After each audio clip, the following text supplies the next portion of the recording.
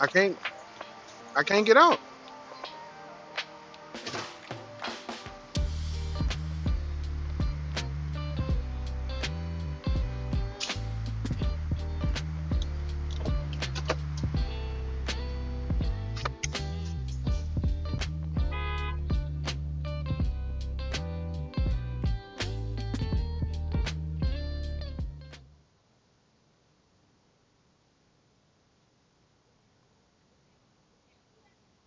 Hey, how's it going? I'm stuck at the gas station right now, but hey, good afternoon to you. It's Sunday. It is Sunday, and I'm I don't know what's going on. Lady pulled up, but listen, I wanted to jump on here. I just left my second conversation with candidate Gill Garrett. We had about 20, 25 people, and we just asked questions. They just asked me questions about Pontiac, about myself, a little bit more.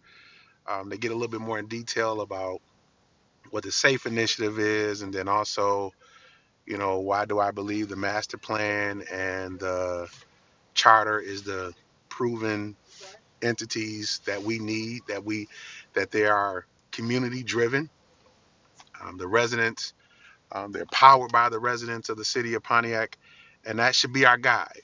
And there was a lot of work, I believe, went into um, creating the master plan, and also when I got elected to the charter, we put in a lot of work, into that charter, and the citizens and the residents of Pontiac passed it.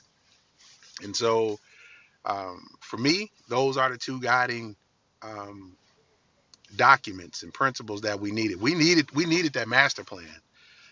We needed that master plan because without it, we were making some very drastic. It was some mistakes that were made because we didn't have a master plan. Because we didn't have a master plan. So, I'll, you know,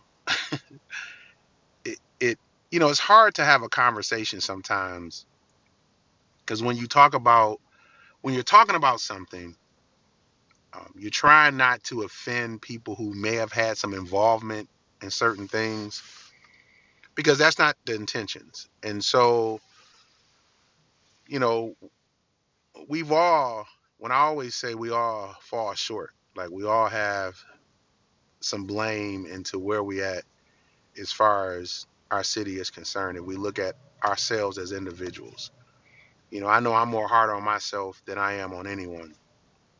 But then also, I've had to come to an understanding that really, some people really don't see themselves as part of the solution. They figure that their job is to always point out what's negative, what's bad about a certain situation, and they don't feel like they have any part to play in what's happening. Like they just existed. And so, for me, uh, I don't feel like that. I don't feel like that. So it was a very interesting conversation. This is my second one. I have another one coming up at 5 o'clock. So if you would like to uh, have these conversations again, it's about, you may have 20 people or so that, like, hey, Gil, I want to get into a deeper conversation. We know we have this election coming up in August. I've watched, we followed, and maybe we're undecided on who our candidate for mayor should be. And so we've been doing this for, actually, I started at the end of December, when that was just based upon the educational process and system. So we turned it into like, it was like, man, this would be a good idea, you know, once I announced that I was running for mayor, this would be a good idea to really have another conversation around in that space. And so that's what started it. I mean, some people call them town halls, or um, there's various names that people, you can describe these at. I just call them conversations with Gil. So I'm gonna put up the contact information, text, email, if you like, to set up one of those. in your neighborhood. We was on the north end. We was on West Beverly today. I just came off Harvey. I had to stop and get some gas. Hold on one second.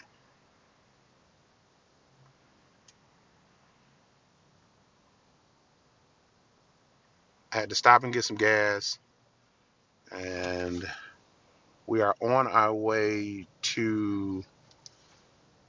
I believe our next stop is on our way to Carrot Circle, and that was just to drop off um, a care package to someone that needed it.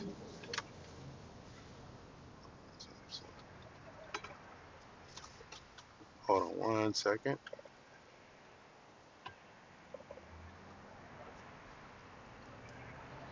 Okay, we're good. I think we're good. Okay, we're back. So that needed a care package.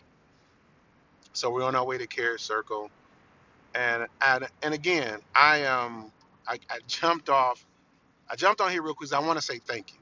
I want to say thank you to those who are asking the questions, who are challenging uh, thought processes and challenging things in such a way where you're trying to get information and you're trying to make the best decision. So I'm grateful. Again, I am grateful for the opportunity to sit in a couple of homes, to sit in these homes and talk with my neighbors and talk with folks across Pontiac. And again, yeah, I've been around quite some times, but a lot of times people don't get to see the behind the scenes. They don't get to see they don't get to see all of the work that goes into some of these seats that we sit in, some of the decisions that's been made.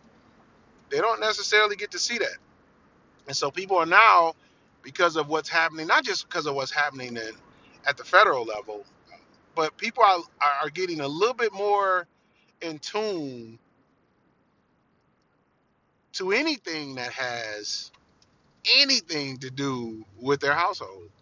And I don't blame them. I've always been a grassroots type of person that I wanted to know what was going on. I wanted to know how it would affect me, and that was just my upbringing, which kind of, it really kind of moves into a situation where, knowledge is power. The more you know, and the more you are informed, uh, you can make some solid decisions about your household and make some solid decisions about what you need to do. And so again, I put that contact information up there. Do it one more time. You can, and then if you want to visit the website, that's on there as well. But that's the email. That's also the direct sale to text and uh, shoot me a couple dates and times, and or you want me to call you and we can set it up. That works as well. And so that is and another thing that we're doing. We're getting 400 signatures. We're not getting 250. We're gonna get 400 signatures. I was made aware of a couple incidents or a couple things that well needed my attention and was brought to my attention. And so that we can make sure that we're on this ballot fairly, we want 400 signatures. And so if you want to support, hey Gil, pull up on me. I want to support you. I'll sign your petition for mayor. I greatly appreciate that. And let me know where I can meet you. Like I say, give me a call. I'll meet you wherever I need to meet you to get your signature. So, like I said, on my way over to Carrot Circle, drop off a care package real quick, and then um, I have another meet the candidate at 5 o'clock. And so, I guess people found it good to do it, and it's great to do it after church on a Sunday. It's easier to do it that way. Where there's a couple of, if you go to the website, we're going to be launching, you know, launching campaign headquarters soon, right? Still getting that in order.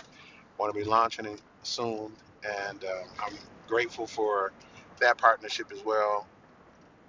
Man, I'm just, I am excited about what's going. I mean, I just, woo! There is a lot going on. There is a lot going on, and I'm grateful for it. I am grateful for it because I prayed for this, right? I prayed to be in moments where I could be of great service, not just of service, but of great service. And that comes with a lot. And even though I've been in law enforcement 27 years, still the police, this community right here, and I've seen a lot of things. I've seen a lot of people as they, there's a lot of there's a lot of things that I've seen, and it always amazes me when people, some individuals can really put themselves in a position where they think they like right up here, and I'm often, reminded like you remember, right? Like everyone has some growing to do and should be willing and wanting to continue to grow. That's one thing I've learned that I'm learning I'm going to be a life learner. I love to learn. I love to challenge myself in such a way where I am building myself to learn new things. And as uncomfortable sometimes it is, the older I get, the more I understand that stretching my faith is a necessity. It's a necessity. Stretching my faith is a necessity.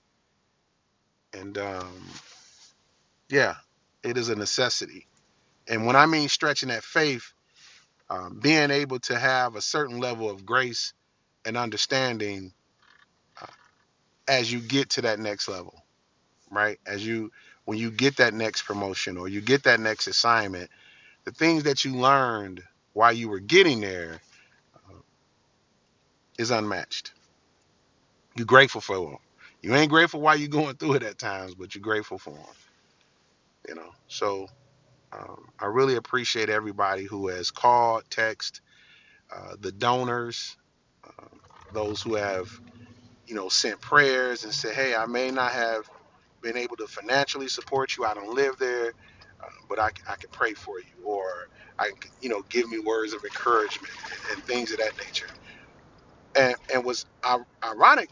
I'm not going to call it ironic because I see this quite often, just in my movements around the city and just nationally and across the state, is people really are concerned, rooting for Pontiac, Michigan, like rooting for us to really be that beacon, really be like that place where you can come and say, hey, listen, we're gonna do some great things in the city, or I can be successful in the city. I can, I can complete my dreams. I can do what I see myself doing.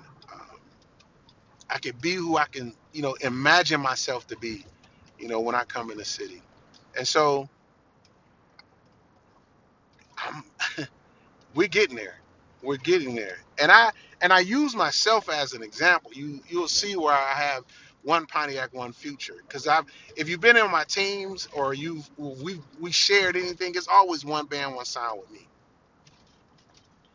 Like we're always moving together. And a lot of times, even when there's people who go, some people gonna go astray, some people gonna go rogue, they just gonna do whatever they gonna do. You have them type of folks, you know, them type of folks are around. They are there. But it tests, but then it also builds your leadership skills to see if how well you can get them to understand that we are better together. We are better together. And so that, I've learned to look at that as I don't have a bunch of yes people around me. That doesn't do me any good, and it doesn't do what we're called to any good to have a bunch of yes people around.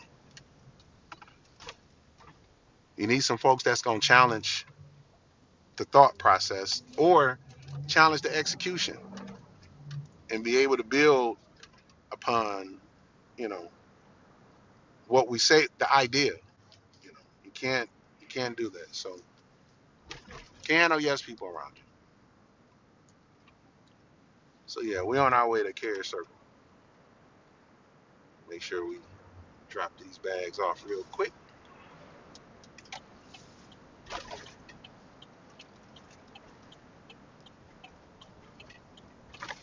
My cousin needed a little something, something.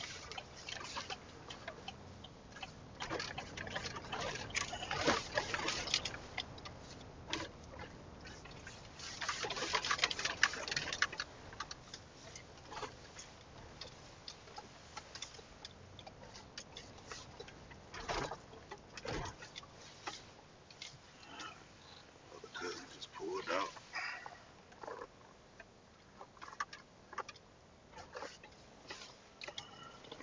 Let's see. I'm gonna wait right here for him real quick. So yeah, so again, thank y'all so much. Thank y'all for again get to the website. If get to the website, shoot me a text message. Here is the information right here. Hey Gil, again, I got 20, 30 people. We want to set up a conversation with you. I have no problem with that. And it helps me because there are some questions that's being asked of me that I'm like, I didn't realize that you. It's not until you get out here where you can really hear the heart of people, like what they really what makes a difference for them. You may think you know, but not until you get out here, right? Because things consistently change depending on the situation. I met a matter of fact, shout out to Rick. Um, he worked with my dad here over at Carrier Circle on midnights. He was up in the UP. I just saw him a couple days ago. Downtown. He's back doing some work, and he is. But he worked with my dad over here at Carrier Circle. My dad loved working over here. It was one of them situations where he felt like he had some.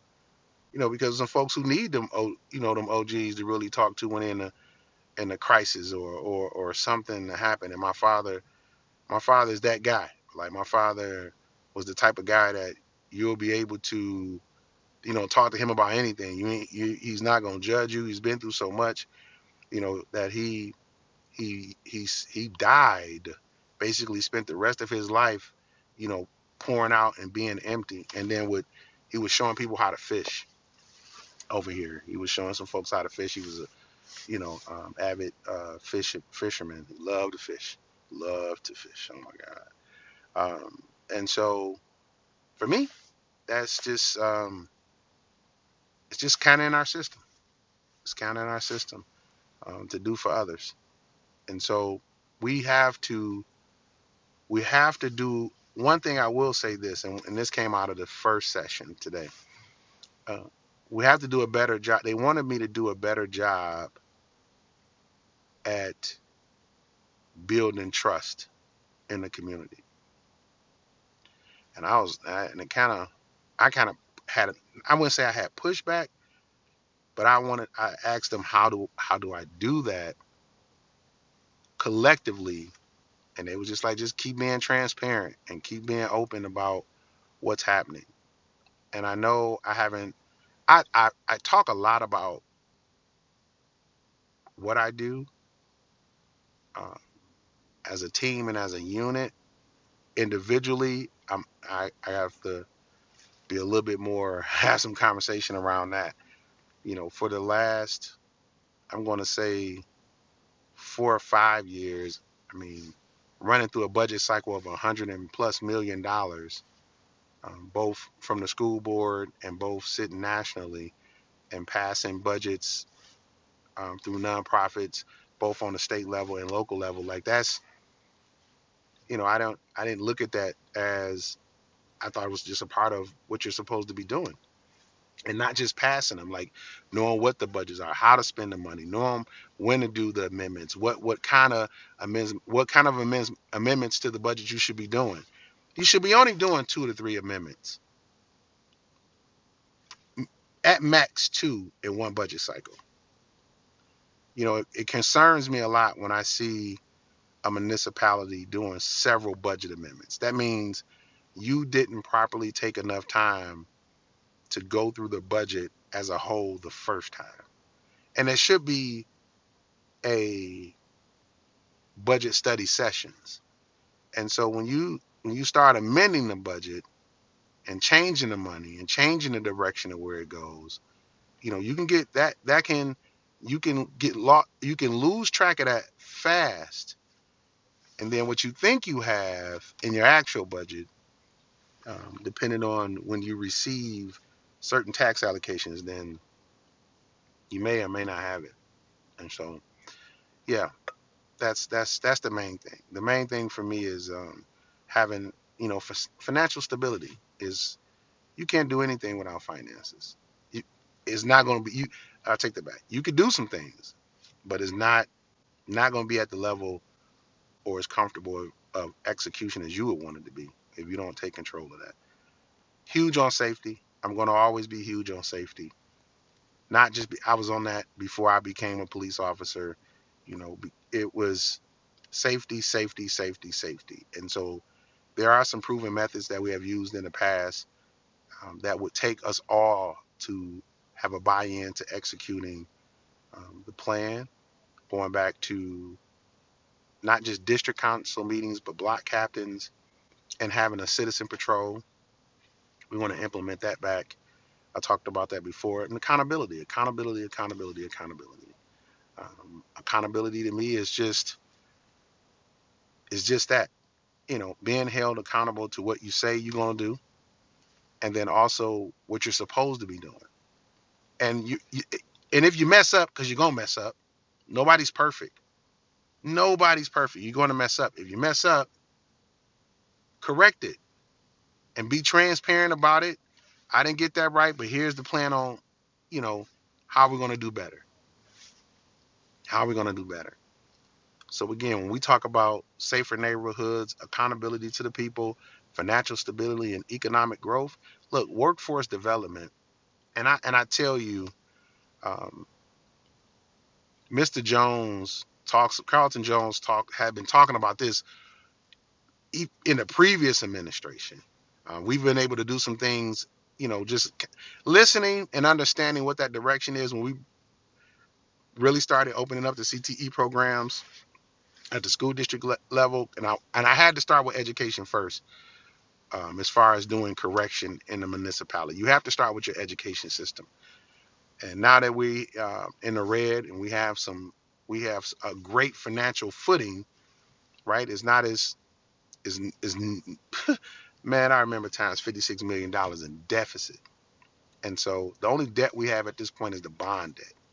We don't have to take out all those, state loans and things of nature that we had to do in the past. When I came back to the school board, we solidified the debt, with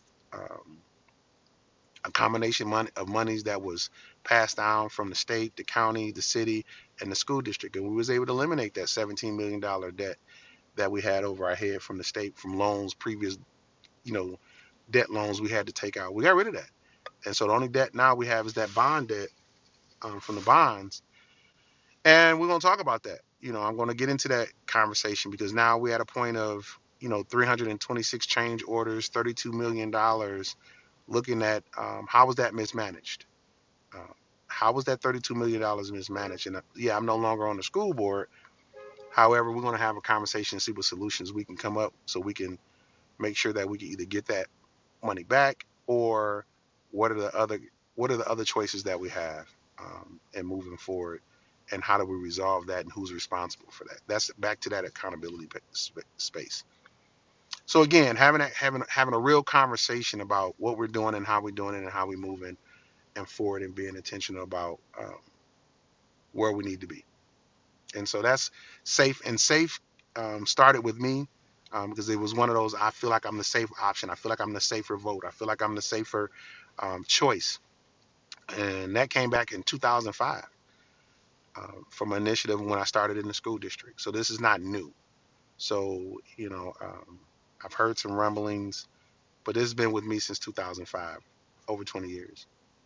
Um, so yeah, and I, of course, you know, have all of my old documentation and things of that nature. But I'm gonna let you get up out of here because he just texted me, and I'm gonna go take this upstairs. And God bless you, but thank you. And we're gonna continue these Sunday conversations. But again, if you like to get on the calendar, have a conversation. I have no problem with it. And people are enjoying this more. I'm even enjoying it because people get to ask the questions they want to ask, and they don't try to go through all that social media and trying to make other people feel bad and things of that nature. There's no sessions like that. There's really people in the room who really have some real questions, and they're expecting something from their vote. And so for me, I am grateful that I'm able to have that conversation. Right? I'm grateful I'm able to have that conversation, and I'm grateful I'm able to have those answers. And then when I don't have the answers, I say, hey, I don't have the answers, and then I'll get back with you within 24 to 48 hours, and I go find it, and I get those answers. So y'all have a great day. Enjoy the rest of your Sunday. God bless you, and I look forward to seeing y'all in the morning, Sun Slappers. All right, this is Gill Garrett. I'm your next mayor of Pontiac. With your assistance and with your help, we're gonna make that a reality. Have a good day.